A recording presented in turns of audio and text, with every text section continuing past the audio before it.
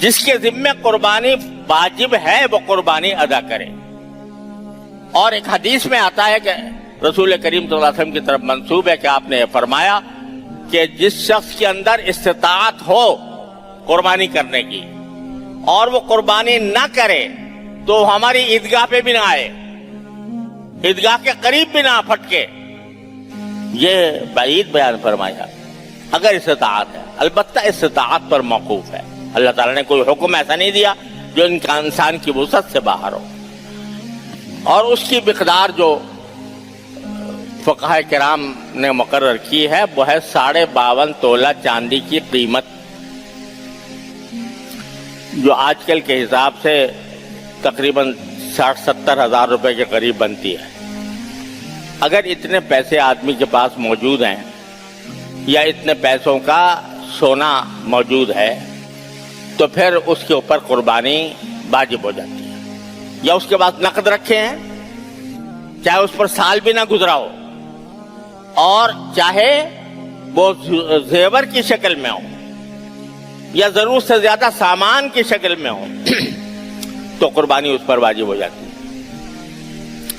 تو اس کو اللہ تبارک و تعالیٰ کا حکم سمجھ کر ادا کرنا چاہیے. بعض جگہوں پر اس قسم کے مغالطے ہیں یا غلط فہمیاں ہیں کہ بھئی شوہر نے کر لیا تو بیوی کی طرف سے بھی ادا ہو گیا, باپ نے کر لیا تو بیٹے کی طرف سے بھی ادا ہو گیا. یہ بالکل غلط بات ہے. جیسے باپ کی نماز سے بیٹے کی نماز ادا نہیں ہوتی, شوہر کی نماز سے بیوی کی نماز ادا نہیں ہوتی. دونوں کا الگ الگ فریضہ ہے. شوہر کا الگ فریضہ ہے کہ نماز پڑھے, بیوی کا الگ فریضہ ہے کہ نماز پڑھے. تو ایک کا دوسرے سے کوئی تعلق نہیں. اسی طرح اگر گھر میں ایک سے زیادہ افراد ہیں اور ہر ایک صاحب نصاب ہے, یعنی ہر ایک کے پاس گنجائش ہے قربانی کرنے کی, تو پھر ہر ایک کے ذمے الگ قربانی واجب ہے. لہذا یہ جو خیال پیدا ہوتا ہے لوگوں کے دلوں میں کہ بس چلو گھر میں ایک ہو گیا تو بس کافی ہے, یہ خیال درست نہیں ہے. ہر ایک آدمی کو یہ کام کرنا چاہیے اور اللہ تبارک و تعالیٰ کی اطاعت کے جذبے سے کرنا چاہیے, اللہ تعالیٰ کا حکم ماننے کے جذبے سے کرنا چاہیے.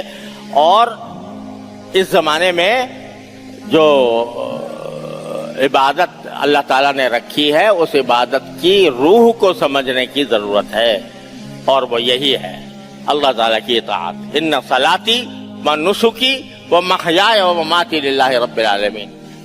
اللہ تبارک و تعالیٰ اپنے فضل و کرم سے, اپنی رحمت سے ہم سب کو اس پر عمل کرنے کی توفیق عطا فرمائے. وآخر دعوانا الحمدللہ رب العالمین.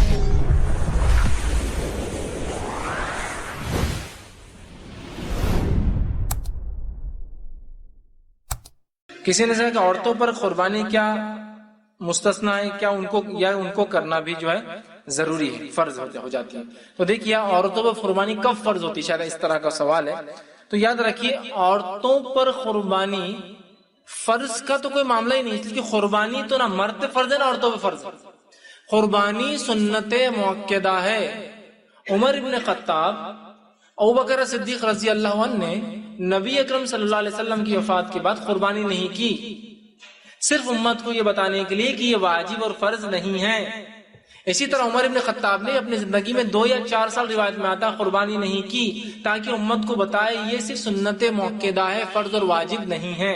ٹھیک ہے, تو میں بھی یہ کہوں گا فرض اور واجب نہیں. اب فرض اور واجب نہیں ہے تو اس کا مطلب کیا, آپ نے تو پھنسا دیا ہم کو. پہلے بولتے 3000 کا حصہ بچ جاتا تھا, ہم بھی نہیں کرتے تھے. عمر ابن خطاب اور ابوبکر کے پاس بہت اعمال تھے ہمارے سے زیادہ, جو ان کو لے جائیں گے جنت میں, ہمارے پاس بہت کم ہے, تو ہم کو دیکھ کے چننا ہے. سمجھ رہے بات کو؟ تو ان کی مثال میں نے اس لیے دیا کہ واجب اور فرض نہیں ہے, انہوں نے امت کو بتا دیا. لیکن جس کے پاس استطاعت ہو ضرور ضرور ضرور کرے. اب اگر آپ کے پاس ایک حصے کی استطاعت ہے یا ایک چھوٹے جانور کی استطاعت ہے تو آپ کے اگر شوہر کر لے, یا آپ اگر والد کے ساتھ ہے تو آپ کا والد کر لے, چونکہ عورت کا سوال ہے اس لیے جواب دے رہا ہوں, یا آپ بھائی کے ساتھ ہوتی ہے آپ کا بھائی کر لے, اور آپ اس کے ماتحت ہے تو یہ سب کے طرف سے ہو جائیں گا. لیکن اللہ تعالیٰ نے آپ کو اور مال و دولت دی ہے، شوہر بھی کر سکتا ہے، تو آپ اپنے نام کا بھی کیجئے پھر، اور اپنے بچوں کے نام کا بھی کیجئے پھر۔ سادی بات تو یہ کہ ایک حصہ کافی ہو جاتا ہے، لیکن اللہ نے طاقت دیا تو کتنا بھی کیجئے۔ نبی اکرم صلی اللہ علیہ وسلم نے آخری قربانی کی، ایک مینڈا اپنے اور اپنے گھر والوں کی طرف سے، مطلب 10 لوگوں کی طرف سے، آپ ایک اور 9 بیویاں 10۔ ایک مرتبہ زندگی میں آپ نے ایک بیل ذبح کیا، مطلب 7 حصے ڈالے 9 لوگوں کی طرف سے، اور ایک مرتبہ ایک قربانی آپ نے 100 اونٹ ذبح کیے، 1000 حصے ڈالے آپ۔